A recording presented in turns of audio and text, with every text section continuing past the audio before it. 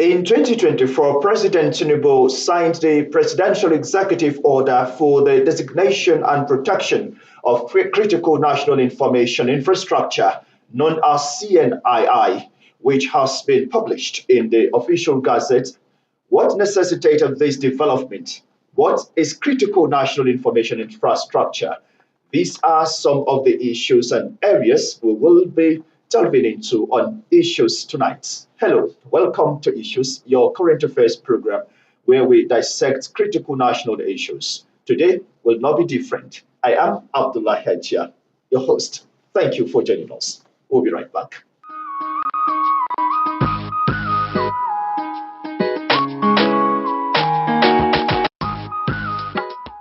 Welcome back. Now, the Nigerian Communications Commission, NCC, plays a pivotal role in operationalizing the executive order within the telecommunications and ICT sectors.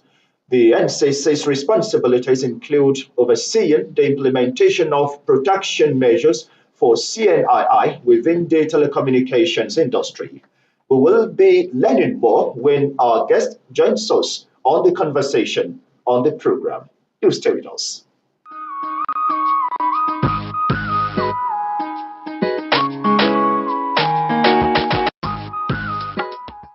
Thank you for staying tuned. And now I have on the conversation segment Engineer Eduyemi Ogo. He is the Director of Technical Standards and Network Integrity of the Nigerian Communications Commission, NCC.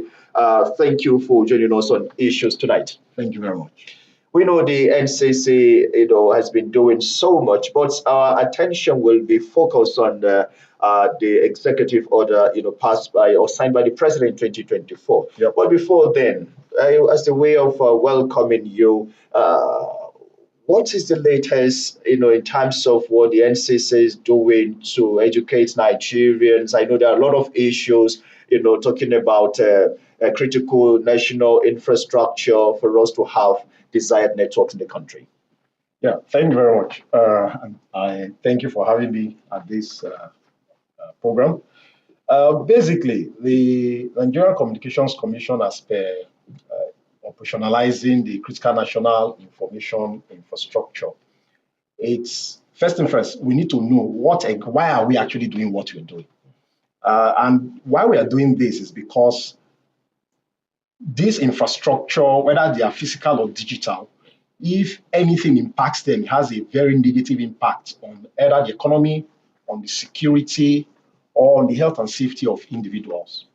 And so based on that, the federal government basically decided June 2024 to identify those infrastructures as critical. And when that was done, it was done for about 13 different sectors of the economy, telecoms being one of them. And for the telecom side, the Nigerian Communications Commission is striving to actually operationalize that particular area.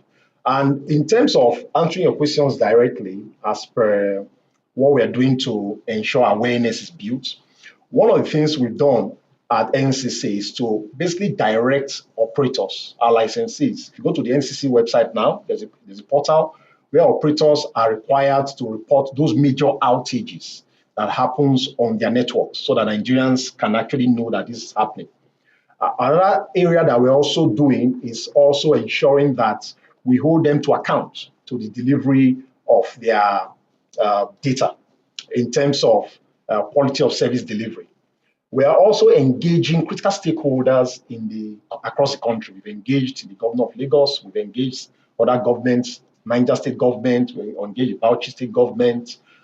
We've also engaged the Oyo State government and a couple of other government agencies because those governments at the state level, they have critical roles to play. In addition, of course, to the other agencies of the federal government, especially, for example, the Federal Ministry of Works, because of the role they actually play. So from that perspective, the Nigerian Communications Commission has been engaging the various stakeholders at various levels, both at government and our licensees, and as well as the general public.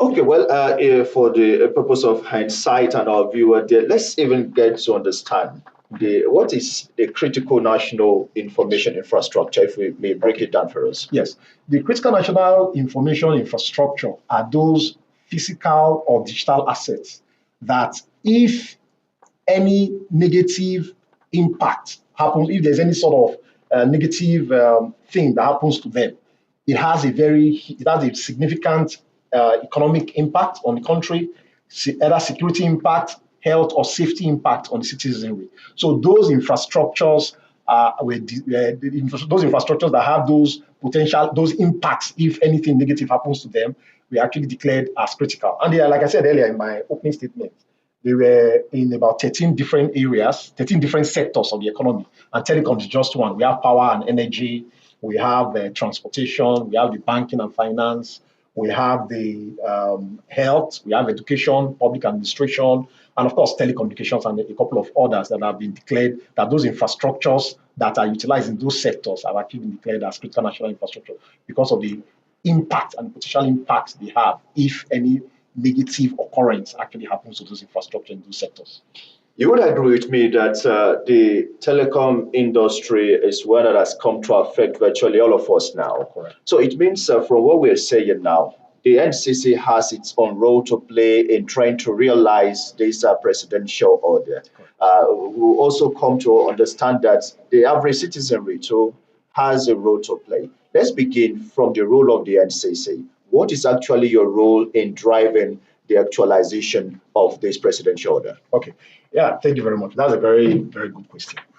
From the NCC perspective, we are tasked as the sector regulator for the telecommunication industry to ensure that we put in place the guidelines that needs to be adhered to across the industry, to also ensure that we coordinate efforts within the industry from all the relevant stakeholders first of all, identifying those critical national information infrastructure that needs protection, improved protection, to also ensuring that we put in place the protection frameworks around how they should be protected in conjunction with the various stakeholders that are relevant to the industry, monitor compliance to the guidelines, and of course take requisite action. But I think it's very important to state that the critical national information infrastructure is being coordinated by the Office of National Security Advisor. So they are the central body that coordinates across all the 13 sectors that I've stated. So we, as NCC,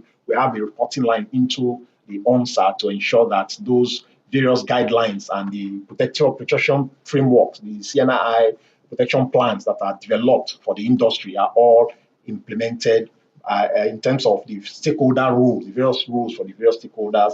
They are carrying out their rules as they're required. So NCC is basically playing the role of coordination and ensuring the operationalization of the presidential order in the telecommunication industry. If I may ask you, from an insider perspective now of the NCC, from that 2024 to date, have we made progress in terms of what we're trying to achieve? Okay. Yeah, of course, we have made good progress, actually. One of the things that we've done is to ensure this, there are a couple of steps.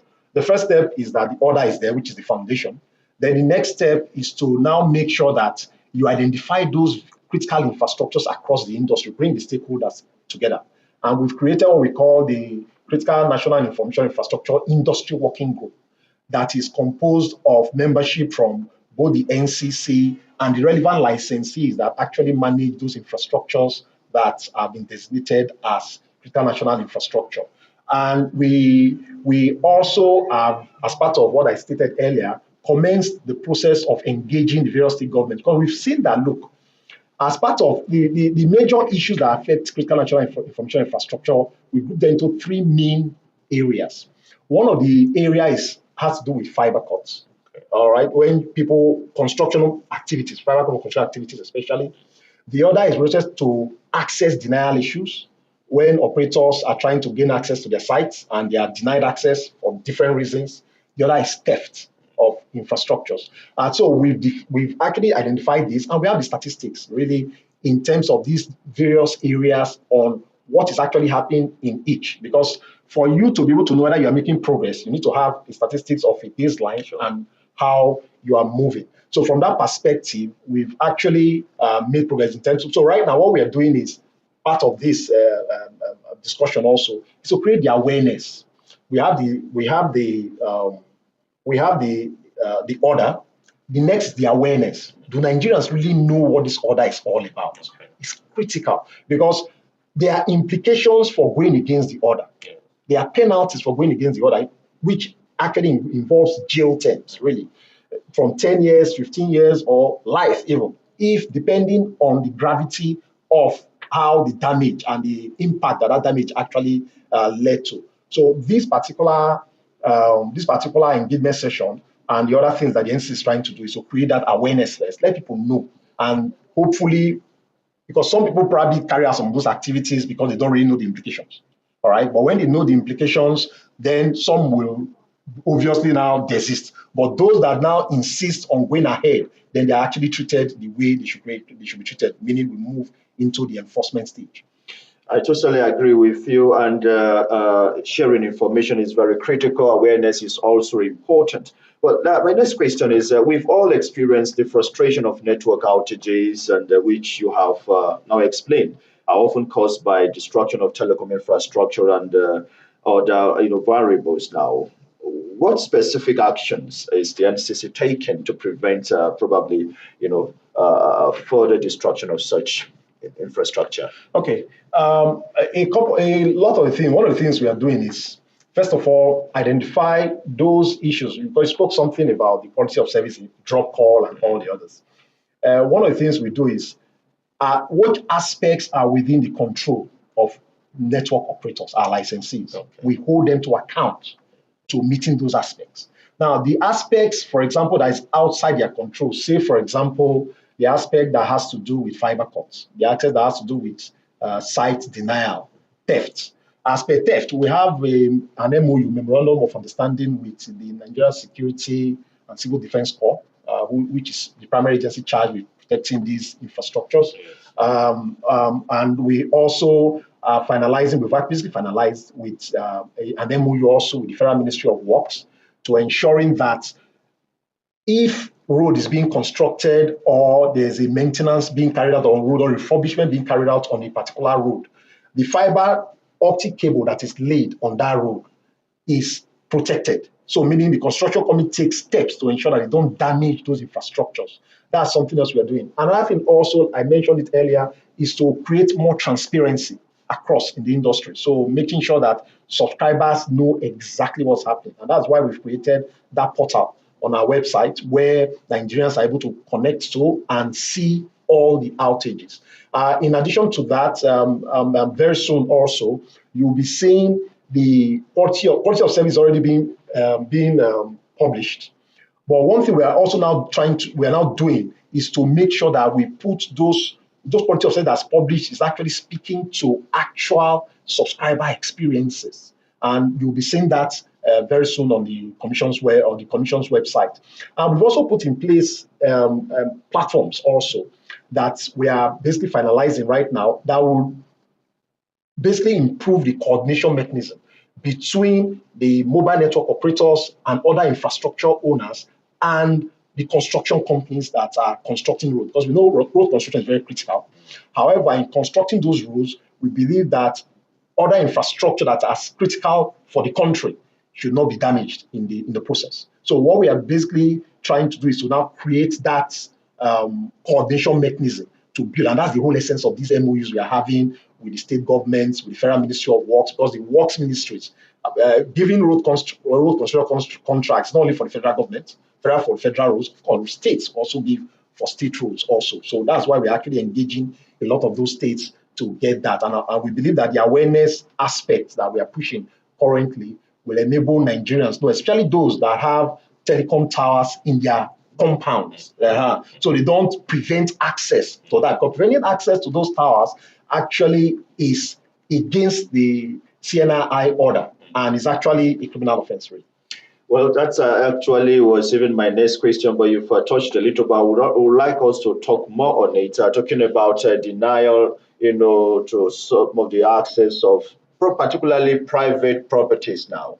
Say a landlord, communities, there are certain places or probably traditional sites that telecom operators might be denied access to improve some of this infrastructure. So how do you come in this regard? Okay. One of the things that we're doing, especially with those telecom access, those denial of access, first, the critical part first is awareness. Okay. Because we have well over 40,000 sites across the country. Wow. You cannot be present everywhere. So first thing first is awareness so that people know the implication. And of course, after awareness, then comes enforcement, where we actually need to take some good action. But right now, we are aware, we are on the awareness aspect and pleading with Nigerians to say, look, these infrastructure are very critical. They are not just there for the sake of it. If you take an infrastructure down, it's not just that infrastructure you're taking down. The POS operator by the roadside that is trying to make a small business and have a living. If it's an area where that site is access is prevented to that site and that site goes down, that POS operator is not able to earn funds to feed his family for that day, most likely. The ATM providers, if you disrupt fiber optic cable or you take sites that is hosting those infrastructure that are critical to those ATMs operating down, your ATM will not work. If you are holding your mobile phone, you're trying to transfer money to your grandparents at home, it won't work. If you have a medical emergency, you need to reach out to people. It will not work. And that's why we are saying, please, please, Nigerians, protect these infrastructure because they are critical. Those sites you see, they are not just sites. They are planes like the veins in the body. If you cut your vein, you lose your blood. Before you know, you lose consciousness. Those sites are like veins that are actually right now driving the socioeconomic lifestyle of Nigerians. I'm sure a lot of us, if we leave our phones at home, we are not able, you notice that you are not very comfortable until you go and get it. Engineer Adoyomi, Director Technical Standards and Network Integrity NCC, I know you have so much to share with us.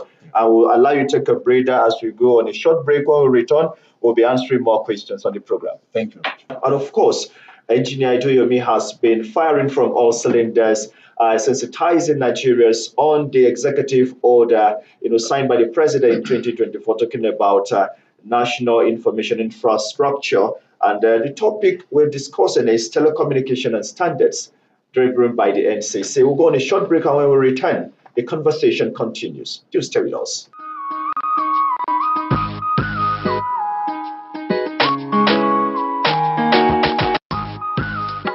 Thank you for choosing to stay tuned with the Unity station. And of course, the program is still Issues. And my guests will stay here, and we're back to the conversation. Now, Engineer, let's look at the issue of this big job, I want to call it now, which involve multi-stakeholders across board. But I know it is not an easy job, especially when it has to do with the aspect of vandalism, theft. So how are you involving security agencies in trying to help you, solve an aspect of, this, mandate? Okay, thank you very much. I mentioned earlier that we have an MOU with the NSCDC, and we've also engaged the Nigeria Police Force. Like I stated earlier also, this is an initiative that is being coordinated by the Office of the National Security Advisor. So from the security perspective, we're actually speaking to them very closely to make sure that they work with us in basically operationalizing, bringing to life the presidential order to ensure that it is actually operationalized and given teeth in the protection of infrastructure. It's not really the whole thing for the CNI, if I may add. It's not about just protecting infrastructure. It's actually protecting our socio-economic security and health imperatives in the country. That's really what we are really protecting, to ensuring that those services can be provided without disruption.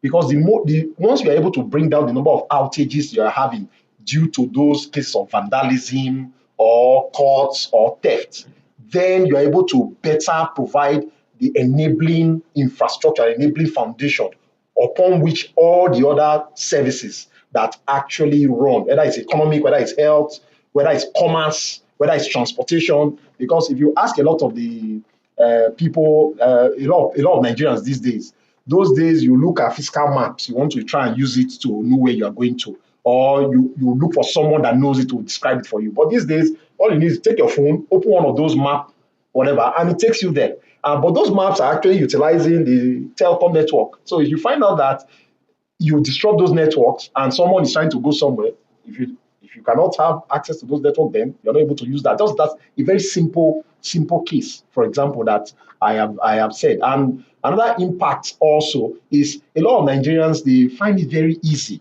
Right now, we take it for granted that you want to send money from you to someone now. You just whip out your phone and go to the bank app and you're able to send the money. Forgetting that 20 years ago, you're not able to do that. Sure. You have to go to the banking hall, you are given a tally and you're standing.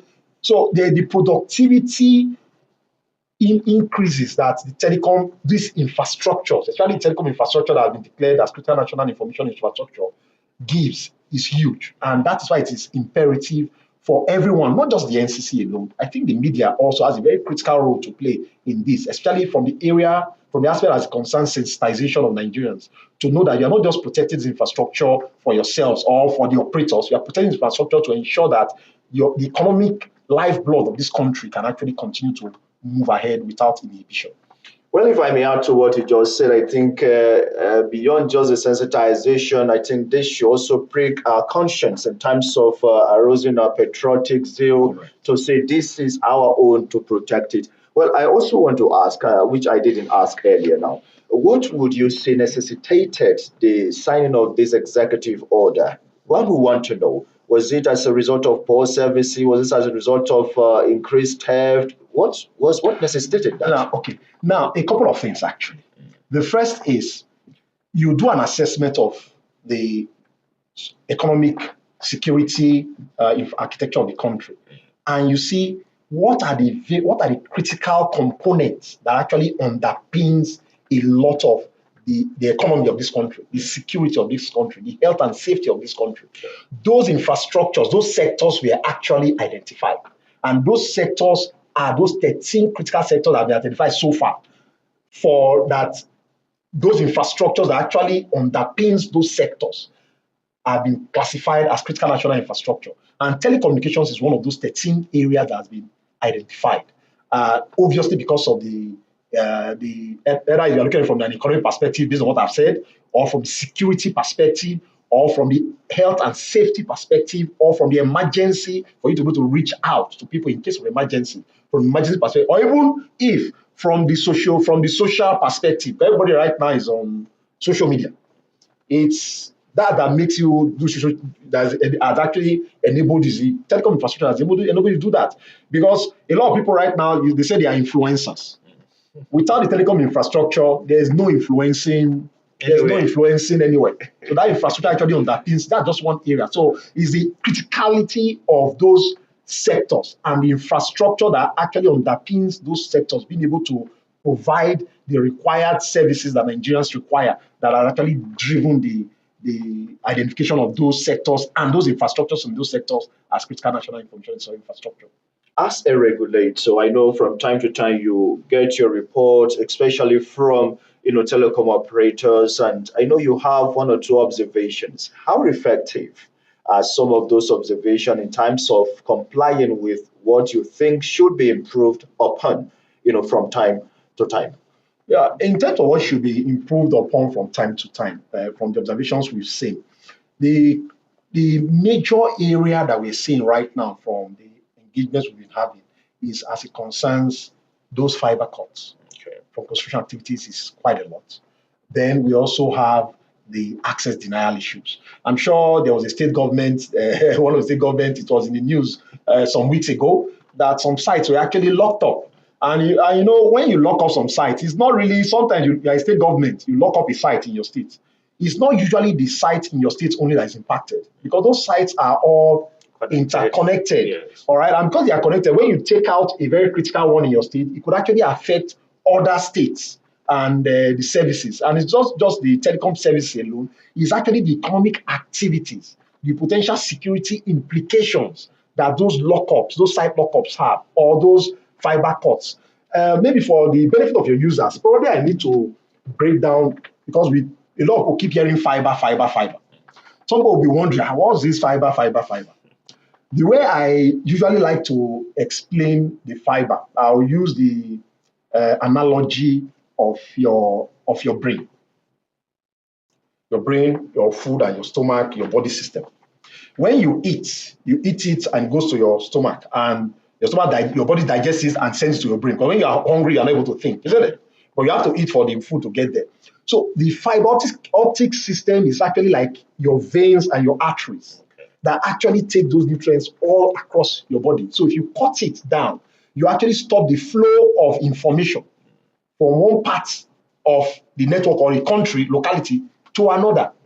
And sometimes if you also cut a vein that supplies blood to the brain, if the brain cannot communicate to other parts of the body, that part of the body goes numb. And that's why we say the fiber optic cable protection is critical, extremely critical, really. And that's why construction companies especially will need to please take cognizance of those other infrastructure. It could be telecoms, it could be water, it could be power that is on those roads that are being constructed, new roads, or the roads that are being refurbished or maintained that involve digging. Please take care to make sure that we protect those infrastructures from damage. Time is far giving a signal, and we have to go. But before I let you go, can you juxtapose what do you think are some of the challenges so far in actualizing these, as well as your advice to the public? The first challenges we're seeing here is getting the full support of all the subnational levels of government to ensure that they come on board and they identify the criticality of these infrastructures and basically desist from taking down sites because they are critical national infrastructure and they are not required to be taken down. The advice for the public, please protect these infrastructures, because by protecting it, you are not protecting the operators per se. Who you are protecting yourself. You are protecting your ability to be able to communicate to Nigerians. You're protecting your ability to be ensure that you're able to carry out business activities. You are protecting your brothers and your sisters to ensure that they're able to communicate effectively. They're able to carry out their business effectively. If they have any emergency issues, they're able to reach out to people, because that's what that infrastructure is meant to do. So please protect it as yours. Thank you very much, Engineer Idoyomi Ogo, Director Technical Standards and Network Integrity of the NCC, for coming to share your thoughts and as well educate us on issues tonight. Thank you very much. And we have to keep this conversation open, because I know there's a lot to talk about and I know it's inexhaustive at the moment. Yeah. All right, so we want to thank you for being a part of the production for this week. Let's do that same time, same station when we bring you another topic on issues. I remain Abdullah Hajia saying bye for now.